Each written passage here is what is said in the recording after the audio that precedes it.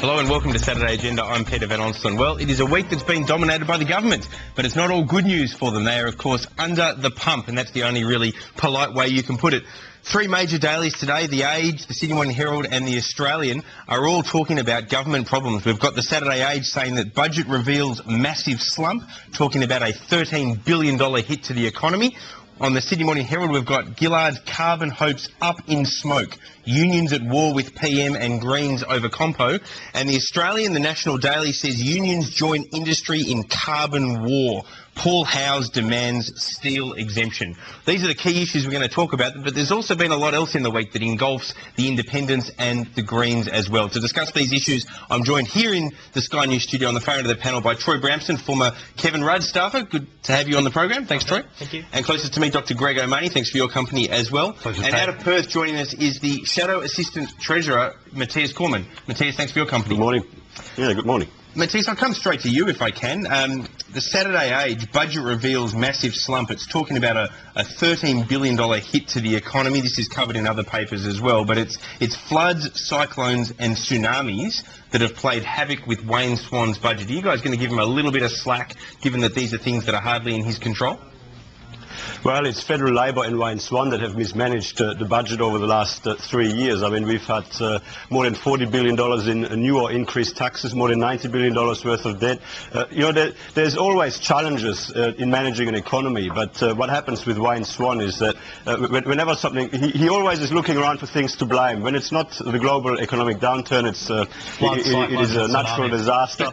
Let me ask you this though, Senator. We've had natural disasters in Australia forever. But in fairness, Senator, let me ask you this. You just pointed out that he's had $80 or $90 billion of new taxes at the same time as talking about large deficits. New taxes and large deficits must tell you, obviously, that something has fallen out of the budget, because how can you criticise him for new taxes and also criticise him for a large budget deficit? Clearly, the global financial crisis has had some impact, even though he's tried to fill the hole in the budget with tax increases. What's causing it is wasteful spending, and of course over the last 3 years we've had $16 billion spent on overpriced school halls. We have $2.5 billion spent on pink bats in roofs which catch fire, and of course, half of it was spent on putting them into the roofs, and the other half of it was spent on taking them out of the roof. So I mean, $7.5 billion. Where do you get the other 73 odd? Well, look, I mean, we've got a mining tax which one day is going to rise $12 billion, and then it's going to rise $7.4 billion, and then it's going to rise probably much less than that. Look, I mean, this government, wherever you look, has obviously got problems, but most of those problems are of their own makings. Like, challenges in an economy will be there all the time. We had a lot of challenges when we were in government. I mean, the Asian economic crisis, we had droughts, we had all of that too. Senator, do you think that, given that there's been floods, cyclones, tsunamis that have obviously had a massive hit to the budget, and there's also been the government coming out of the global financial crisis, are you suggesting that what the government should do is actually put up more taxes to fund the deficit? No. As you know, we stand for lower, fairer and simpler taxes. What the government should be doing is reprioritise its spending. And that is, of course, what we've said when Labor came up opportunistically with yet another ad hoc new tax, the so-called flat tax. Give us an exclusive, Senator, on the program. If you guys won office, I think we all know this, it's just the unsaid reality, and we know this because the Liberals were prepared to do it after they won in 1996. You guys would slice and dice the budget. You'd be harder than Wayne Swan. You'd be prepared to find the cuts that this government doesn't.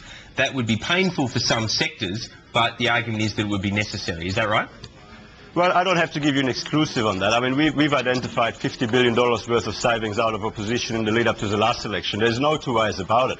If we were the government tomorrow, we would make sure that government lived within its means. We would make sure that we wouldn't spend beyond our means. I mean, of course, that's what we would do. That's what this government should be doing. Senator, is it frustrating for you saying that and talking about the importance of being sort of fiscally responsible and being stridently strong on sort of managing the national budget, while at the same time, one of the key reasons you sort of lost the final outcome of the last election was because of what was viewed as a gaping hole in your own party's numbers on 3 or 4 year projections going forward?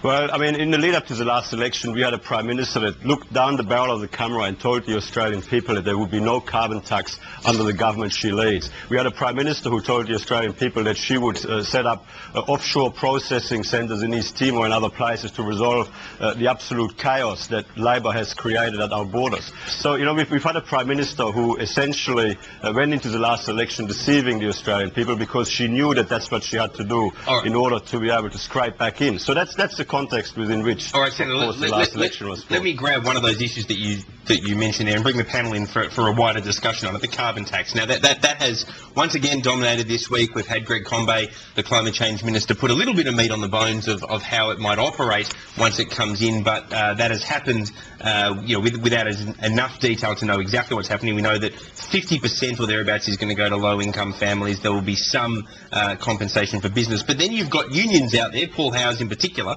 saying that he will not back this if so much as one job is lost as a result of the carbon tax. Well, Troy Bramston, as a former Labor staffer, you would have to concede nonetheless, wouldn't you, that a carbon tax will cost at least one job? Well, look, I think that if you are going to fundamentally restructure the Australian economy, which is what a purpose of a carbon tax is, or an emissions trading scheme is, there's going to be jobs lost in parts of the economy and jobs gained in other parts of the economy. I agree exactly with that. Yep. So how does Howes stand by that rhetoric, which might be loose rhetoric? I mean, at the end of the day, saying that he's not going to back this if so much as one job is lost, that is a yardstick that can't be matched under almost any circumstances, is it? Hasn't he got carried away? I don't know that he's got carried away. I mean, I think he's trying to do his job, which is represent his members. And I've got to say, I don't blame him, and I don't blame business or community groups, because we still haven't seen the full details. But you think whatever the detail, at least one job will be lost? Well, I think when you have a restructure of the economy, you'll lose jobs in one area and gain jobs in the other. So under the carbon tax, at least one job will be lost? Well, but other jobs will be gained. I mean, there's going to be a mix in the economy. Of course, but at least one job will be lost. Well, I think in some sectors of the economy, I think that's undoubtedly right, but in other sectors, jobs will be created and there will be new opportunities. Okay, so caveat that in some sectors jobs will be gained, but equally in other sectors jobs could be lost. Well, I think that's right, but the question then that comes over the top is compensation. So whether there's transition... But that's another matter. What is Howes doing saying that he won't back it if so much as one job is lost? Well, isn't this a massive development? If you look at the Rudd government, it couldn't prosecute the case with the support of the unions. The current government's at war with, obviously, the opposition, also the Greens, and it's in this third front in an already very intractable and difficult war. I would have thought it's a massive development. There's no doubt the government is struggling on this issue, and they've been struggling for some time, and the business community are lukewarm. There are lots of organisations and companies that want to jump in and support this, but they don't have the detail. And I don't think the government should be surprised here. We're now months into this debate again, and this time there's no information on the table. There's very little information, and how can people jump in and support this thing and back the government if there's no information? All right, Matthias Cormann, you guys are on fire politically at the moment because the government has got its problems. I'll give you a free kick on this issue in a moment, but what also what also about the long-term realities of it, I guess I'm wondering, because I keep thinking that the government is in a real quagmire at the moment, and as long as they don't lose a member and therefore find themselves at an election earlier than they want, perhaps this is part of the longer-term strategy. If the election is not going to be for another 2 years, they're getting the hard work out of the way now so that they can perhaps be more popular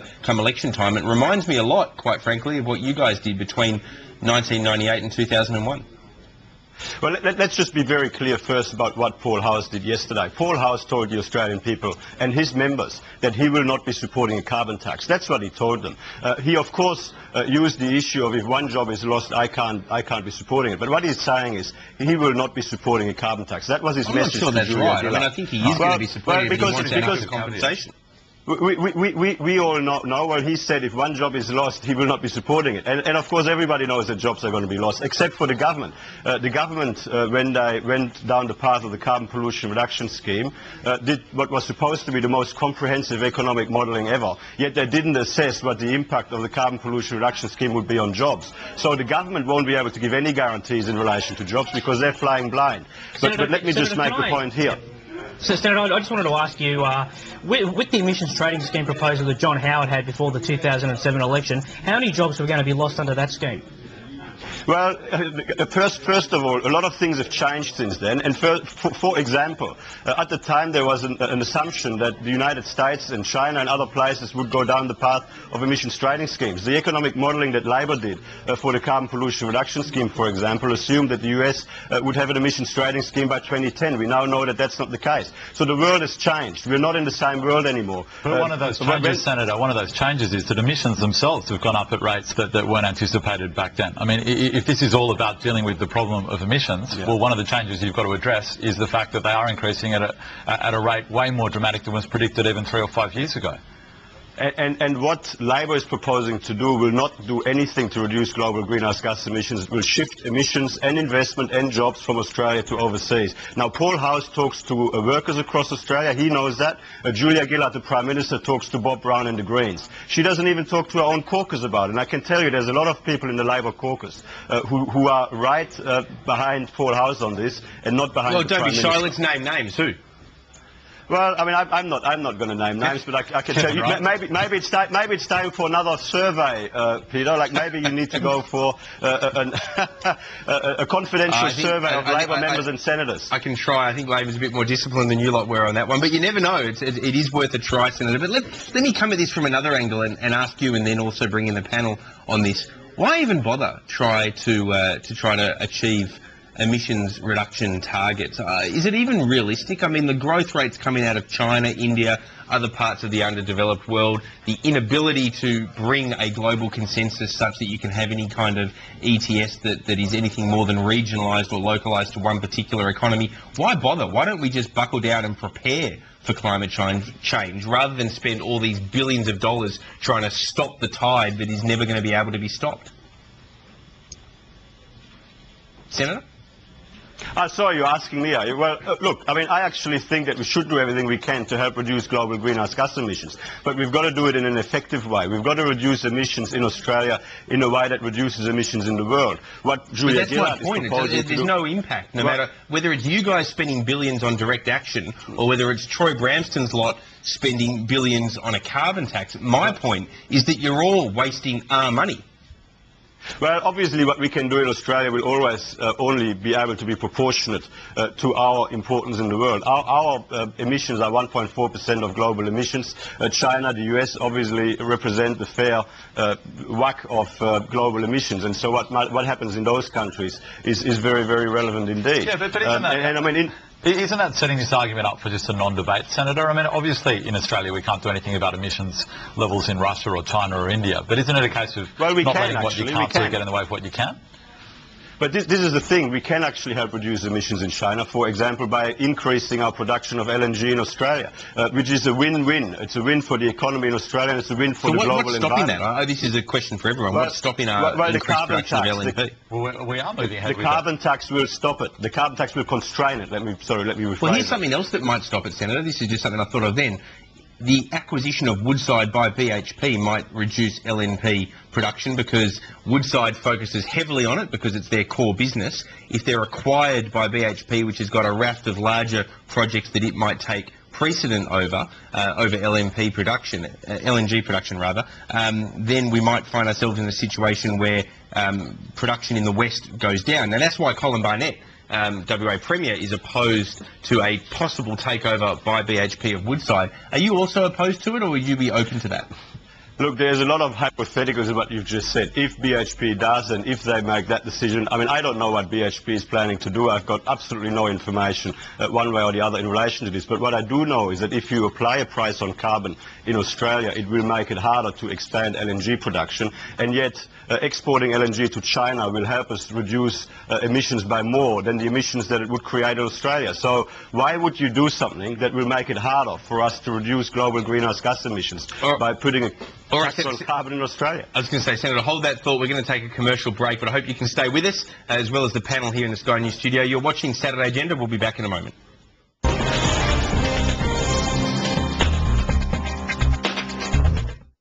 Are you tired of credit cards that promise big rewards but don't deliver? Then upgrade to Citibank Platinum. And now's the time, because with this TV offer, you'll receive a huge 60,000 bonus reward points when you first spend on your card. You could redeem them straight away for 6 flights or cash them in for $350 worth of gift cards. You'll also get a low 2.9% per annum for 12 months on balances you transfer from other credit cards. Imagine the savings. It's so easy to switch to Citibank Platinum. Apply now and get a response in just 60 seconds. But this TV offer is limited, so apply now at citibank.com.au/TV or call 13 28 58. Choose Nature's Own Complete Sleep, Australia's #1 natural sleep remedy to help you get to sleep, stay asleep and wake up feeling refreshed. Try Nature's Own Complete Sleep. Thousands of Australians do every day.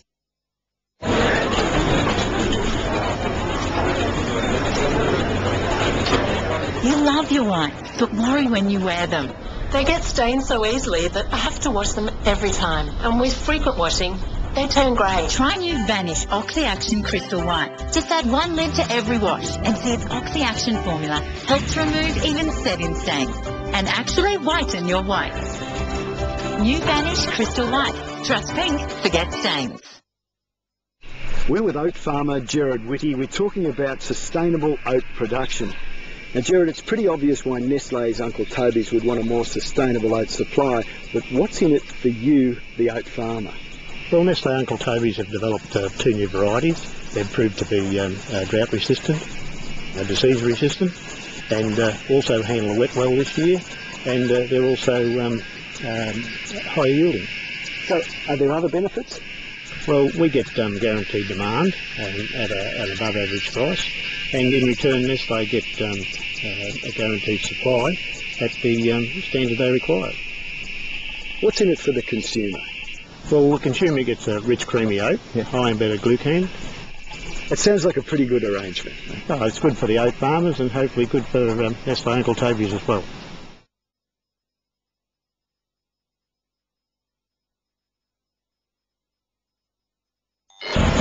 The economist and author of the bestseller Zombie Economics, Professor John Quiggin, will explain why he has such controversial views on the economics that explain the GFC. The managing director of Symantec, Craig Scroggie, will explain the roaring success of his company, and as the job market gets tighter and tighter, we have Fred van der Tang, the CEO of Randstad. And for those wanting the tips from the UBS money machine, we have George Laburis from that company.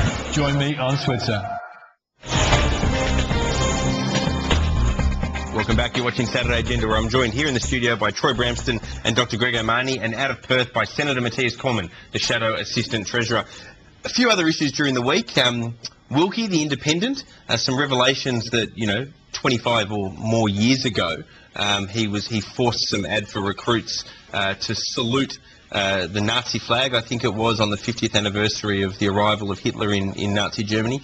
Troy Bramston, is that reason enough for him to at least apologise? He says he doesn't remember doing it. I wouldn't have thought that's the kind of thing that you don't remember unless you're engaging in an awful lot of that kind of thing, and therefore you just can't recall. Yeah, look, I think he's actually said that he didn't do that Hitler salute, but he did say that he was engaged in some practices at ADFA that he is not happy about and regrets, as he should. I think what we've seen here is a combination of a couple of things. All the drama going on with ADFA, which is awful, and then we've got Wilkie trying to run his No Pokies campaign, and then the clubs coming over the top of that, trying to discredit him and destroy him. So you're blaming the clubs? No, I'm not blaming the clubs. I'm just saying we've got a combination of stories here. It sounds like you're blaming the clubs. You're saying Wilkie's trying to prosecute his No Pokies case, then the clubs come in over the top, and ipso facto Well, I'm saying that's why it's a big media story this week, because it's bringing all these elements together. Now, he's saying the clubs are behind it. The clubs are saying they're not behind it. I don't know who's behind it or who isn't behind it. But it doesn't look good for Wilkie. It's certainly someone out there who's trying to destroy his integrity.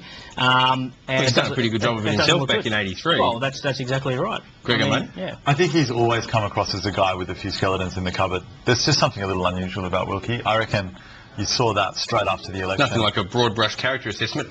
Matthias Cormann, let me bring you in. I'm sure this is something you'd love to buy into. What's your view about the situation with Wilkie, with these revelations, coupled, I guess, with his position on the pokey tax? Or on pokies generally?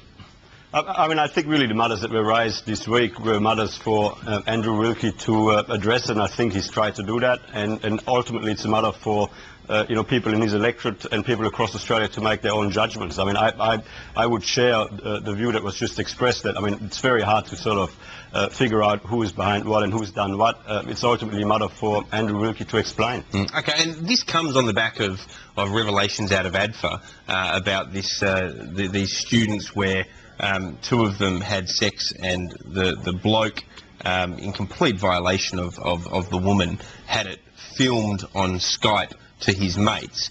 I asked this on the Contrarians yesterday, and I'll ask all three of you, starting here with the panel, give the Senator time to craft his answer to this, but I would like to know why the guy that did that isn't being named and shamed, quite frankly. Why is his picture not appearing in newspapers? Why is his name not public? There is no suggestion that he's denied this event. The facts are clear. In the Brimble case, all of those people were named and shamed, as they should have been. Why isn't he having that done to him when he was prepared to video and show his mates having sex with her? Well, I think it's a good question, Peter, and it probably should be. I mean, I don't know. Is this turned into a legal issue, or is it something? I don't think there is an ongoing investigation, but there's no argument over the facts of the case. That's I mean, right. From my perspective, if I knew his name, I'd name it right now. Yeah, but why aren't the people that know his name? Channel 10 presumably do. They broke this story. Why are they not naming this guy and shaming him after what he did to that poor young woman? Yeah, right. I think it's a great point. I mean, Smith has been criticised in some quarters for going too hard on some of the senior brass of the military, but you're right. The key culprit, the individual behind this, remains anonymous and at large. Let me bring you in, Senator. I mean, we can go as hard and we can argue and we can debate, whether there is a cultural issue at ADFA. We can argue and debate whether or not the brass acted appropriately or not. But one thing that we all agree on is that this little guy was a complete disgrace of a bloke. He is a disgrace. He should be named. Why aren't we seeing him named? Do you think he should be? Well, I mean, the facts as reported are shocking, and what has happened according to the facts as reported is absolutely outrageous. But I guess, as I understand it, there are processes underway at the moment to, reviews and otherwise to identify. But there's no facts in dispute here. Well, I don't know that. I mean, really, at the moment, what we've got is the reports based on the evidence of the lady concerned, and obviously, as I say, that was. I mean, it's just horrendous what seems to have happened there. But I mean, I think that we do have to let process sort of run its course, and I'm sure in the fullness of time, dare I say, we'll find out who he is. That's right. Yeah, we'll find out who he is, and hopefully his face ends up on the front page of the various newspapers around the country. I mean, Troy Bramson, for that matter, what about the 6 guys that skulked into a room and watched this unfold? They should frankly be outed as well. Well, I think they should. I mean, it's all good and well to have investigations going on, but the issue here is this a criminal matter that should be taken outside of ADFA and dealt with by the courts and the criminal justice system? It probably should be, and those people, I agree, they should be named and shamed. I mean, that's and don't get me wrong, if they're denying it and if they're maintaining a level of innocence, perhaps there is room for what the Senator is suggesting, in my view, and we can leave a situation where we wait for the fullness of time. But my understanding, correct me if I'm wrong, is that the facts of the case aren't in dispute. What's in dispute is whether or not that constitutes an illegal act, as well as what the disciplinary action will ultimately be. If the facts aren't in dispute, all of these guys should be outed for their disgraceful conduct. Well, the interesting thing here is the military brass closing ranks around this issue and trying to control it. And there's been some stories in the media about Stephen Smith taking it up to the brass and saying, look, you're not doing a good enough job here. This has got to be fixed. It's part of a systemic culture problem in ADFA that's got to be fixed. And I feel quite strongly about this. I mean, media organisations didn't have any problems publishing pixelled images of Lara Bingle when she had a photo taken of her by that other fool, Brendan Favola. Now, she didn't authorise that photo. Media organisations were prepared to put out pixelled images of that. Why can't these guys that have done this have their pictures in the paper? I can't understand. I frankly think this is sexist double standards. Senator? Well, I mean, as I say, I mean, I'm not across all of the facts of the case, but I mean, what is reported is shocking, and I mean, as I understand it, the police were called in initially, and they decided not to press ahead with any charges. So, I mean, I just have confidence at this point in time that there's a process underway which ultimately will lead to all of the facts being out there, including all of the people being named that should be named. And I certainly, I mean, look, I've got a lot of sympathy for what you're saying. Okay, from one disgraceful incident to another, perhaps not as bad but not great. New South Wales Australian of the Year, Aboriginal lawyer and professor, I believe, Larissa Berendt. She tweeted during Q&A on Monday that the words that were coming out of the mouth of Bess Price, who's an Aboriginal activist from the Northern Territory, I believe, she tweeted that what she was saying was perhaps more offensive, to paraphrase, than images that she was watching of a man having sex with a horse. Now, there's been a lot of discussion about how offensive that is to Bess Price. Fortunately, the New South Wales Australian of the Year, odd choice, fortunately she has apologised unreservedly to Bess Price for what she said. I also think there's a wider question here. What was she doing watching a show about a man having sex with a horse? Well, it certainly wasn't the man from Snowy River, but you're right. I think it's a valid call. And she claims she was watching this on Deadwood. I've seen the Deadwood series. I don't recall that particular incident. What does this tell us about the perils of social media? I mean, in a more serious context, she's apologised. People make mistakes. It's an odd one, but no, it tells you about. I don't think social media is to blame. It's the perils of someone who has a very weird outlook and a strange way of expressing herself, and who I'm sure massively regrets what she said. Can't take it back. It's deeply offensive. We've only got a minute to go, so very quickly, Troy. Yeah, look, I don't think anybody should send an email, a tweet, or put anything on Facebook that they wouldn't want in the front page of a morning newspaper. And that's really the issue here. It showed an extremely poor lack of judgment, and that's what it's about. And Senator, very quickly, politicians presumably more than anyone need to be careful on Twitter if an academic and lawyer can find themselves in this kind of heat. I totally agree with the point that was just made. Anything you put on Twitter or on Facebook, treat it as a press release. Yep. Okay, all right. Final word, Senator. Thank you for your company on Saturday Agenda out of Perth. We appreciate your time. And here in the studio, Troy Bramston and Dr. Greg O'Money, appreciate your company as well. Pleasure. You've been watching Saturday Agenda. Be sure and tune in tomorrow morning for Wayne Swan, who will be our special guest on Australian Agenda. I'm Peter van Onselen. Thanks for your company.